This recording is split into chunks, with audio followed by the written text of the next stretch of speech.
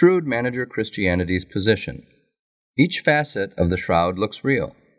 All facets together look even more authentic. Here in Video Series 2, we're considering appearances. Does the shroud look real or fake? By fake, we mean an intentional product of a brain, hand, eye process. By real, we mean it doesn't look handmade, but rather it looks like it wrapped a man. More precisely, a dead man. More precisely still, Jesus. The bloodstains look real. The blood itself is real.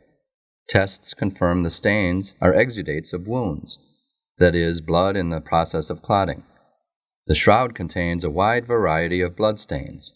Some have raised edges and indented centers. Some stains flow in rivulets, and others pulsate. Many stains are surrounded by an invisible serum ring. Chemically, some blood is so acidic it must be post-mortem. Just getting a dollop of real clotting blood to transfer from one surface to another proves difficult after about 15 minutes. And applying blood directly to cloth doesn't satisfy even basic traits of the shroud blood. All these facts evoke authenticity. But suppose future researchers manage to solve all these challenges. They still have to show it can be done hundreds of times over 55 square feet of linen. The body image does not look handmade. For hundreds of years after the 1350s, many copies were made. The copies fit into art history, but the shroud itself doesn't. Copies have outlines, directional shading, brushstrokes, and obvious artistry. The shroud doesn't have any of this. The shroud lacks pigment, protein-based binders, and primers. The legs on most copies are separate and straight with no foreshortening, right in line with other artwork of the time. However, the shroud shows bent knees, overlapping feet, and anatomical foreshortening. So-called true copies, that is, copies made directly from the shroud, were sanctified by touching the shroud. But copies of copies were not, showing that artists and patrons understood that copies were handmade, but the shroud was different. Plant images look so real, an Israeli botanist identified many of them to the species level.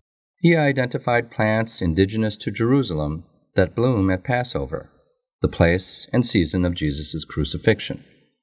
Comparable images were produced by a physical process called corona discharge, where a high-voltage electric current flows over objects like plants. Until electricity was harnessed, a faker couldn't do this, meaning the plant images don't look like a medieval invention. Foreign material reinforces the picture that the shroud wrapped Jesus. Microscopic dirt on the cloth is limestone, just like Jerusalem's soil. Some scientists conclude the shroud limestone precisely matches the chemical signature of dirt from Jerusalem tombs. Regardless, it's unlikely a faker would sprinkle barely visible dirt over the cloth. Microscopic pollen is also on the shroud. Like the dirt, this too makes the shroud look real, not fake. The cloth fits traits Jesus' burial shroud requires. Its handmade weave and material is top quality. It is big enough to wrap a man. Its 4-to-1 ratio seems deliberate, and a standard of measurement used in first-century Palestine divides evenly into both its length and width. This all makes it look authentic. So each individual facet of the shroud looks real. But do these parts mesh together? Yes. The blood and image align so precisely, medical specialists identified which ribs the lance split, which metatarsals the nail tore through, and which wrist bones formed the tunnel another nail pierced. The doctors noted that where thorns hit arteries, the blood pulsated, but when veins were punctured, the blood trail was slow and continuous, just like medical science would predict. What artwork from the 1300s or earlier can be so accurately autopsied?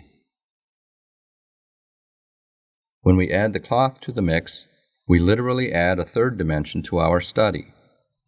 On a two-dimensional cloth, some bloodstains are out of sync with the anatomy, but do line up by wrapping a three-dimensional body. The intensity of the image increases as the cloth drapes closer to the body and decreases as the gap gets bigger. A single mathematical relationship shows with 95% confidence that a linear correlation of cloth to body distance exists.